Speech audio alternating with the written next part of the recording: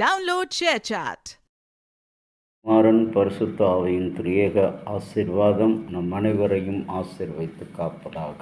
ஆமேன்.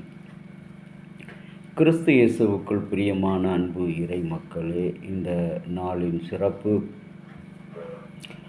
October 13 1990 ஐநா அமைப்பு இயற்கை பேரழிவு குறைவுபாட்டிற்கான உலக international decade for natural disaster reduction என்ற ஆண்டாக அறிவித்தது. நிலநடுக்கம், பேரலை, வெள்ளம், நிலச்சரிவு, எரிமலை வெடிப்பு, வறட்சி, வெட்டுக்கிளி போன்ற படையெடுப்பு, சமூக பொருளாதார இடையூறுகள் இழப்பை குறைப்பதே இந்த நாளினுடைய ஆண்டாக சிறப்பாக அறிவிக்கப்பட்டது.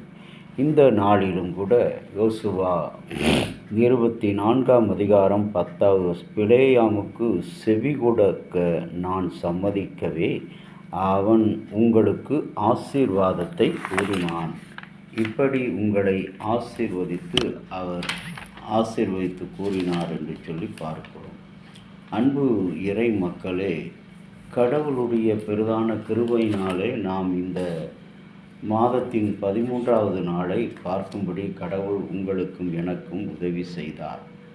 பொதுவாக இந்த பிலேயாம், இந்த இடத்திலே சொல்லப்பட்ட பிலேயாம் இஸ்ரவேலர் அல்லாத ஒரு தெய்வீகவாதி என்றும் தன்னை தீர்க்கதரிசி என்றும் அழைத்து கொள்ளுகின்ற ஒரு மனிதனாக இருக்கின்றான்.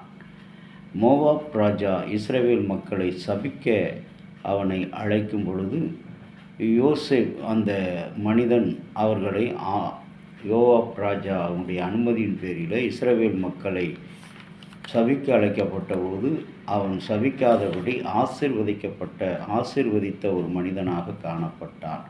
பொதுவாக இந்த பிலேயாம் யார்?